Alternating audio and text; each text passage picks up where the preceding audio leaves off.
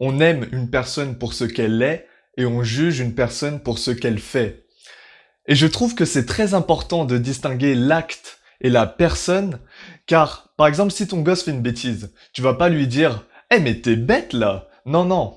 Tu vas lui dire « Ce que t'as fait, c'était pas bien. » Et là, on juge plus la personne, mais on juge l'acte. Et c'est très différent.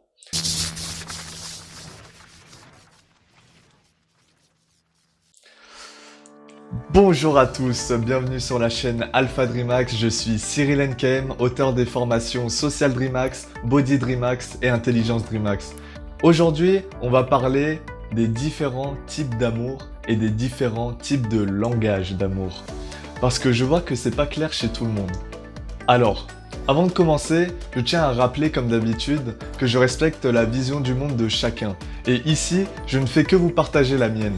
Donc, je vous invite à réfléchir par vous-même et ne pas croire au pied de la lettre tout ce qu'on vous dit dans les médias, l'école, votre entourage, votre religion même. Bref, ayez l'esprit ouvert et si vous pensez qu'il existe d'autres types d'amour, n'hésitez pas à me le faire savoir. Bon, on va commencer. Le premier type d'amour, ça va être l'amour propre, c'est-à-dire l'amour qu'on se donne à soi-même ou encore la capacité à être heureux seul. À mon avis, il s'agit du type d'amour le plus important, car quand il n'y a plus personne, c'est celui-là qui reste. Et est-ce que tu es en harmonie avec toi-même? Est-ce que tu es fier de ce que tu as accompli jusqu'à présent? Est-ce que si tu avais un clone, exactement comme toi, tu l'aimerais?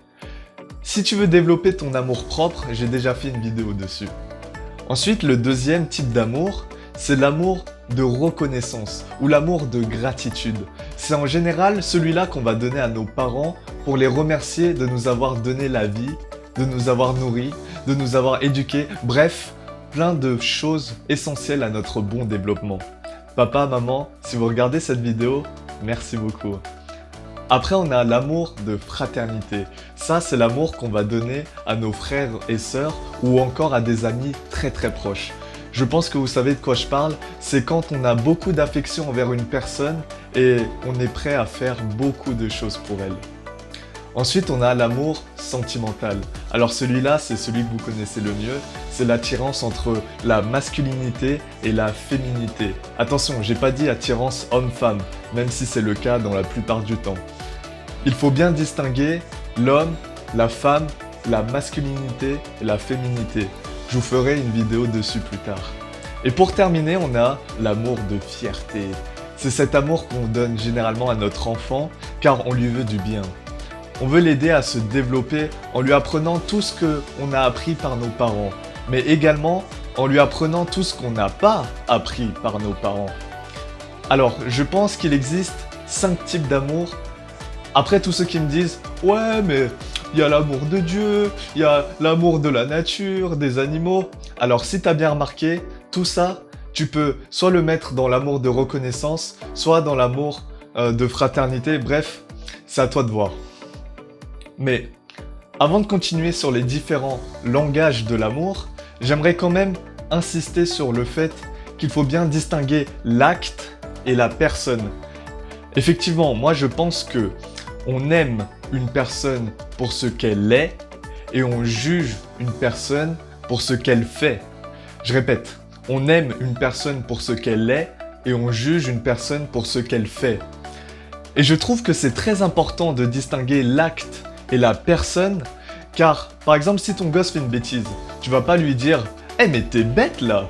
Non, non, tu vas lui dire « Ce que t'as fait, c'était pas bien. » Et là, on juge plus la personne, mais on juge l'acte. Et c'est très différent.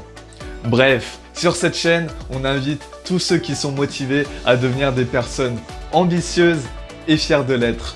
Donc, abonne-toi et rejoins la meute Alpha DreamHacks pour être au courant de mes prochaines vidéos qui te permettront de devenir une meilleure personne que tout le monde aime.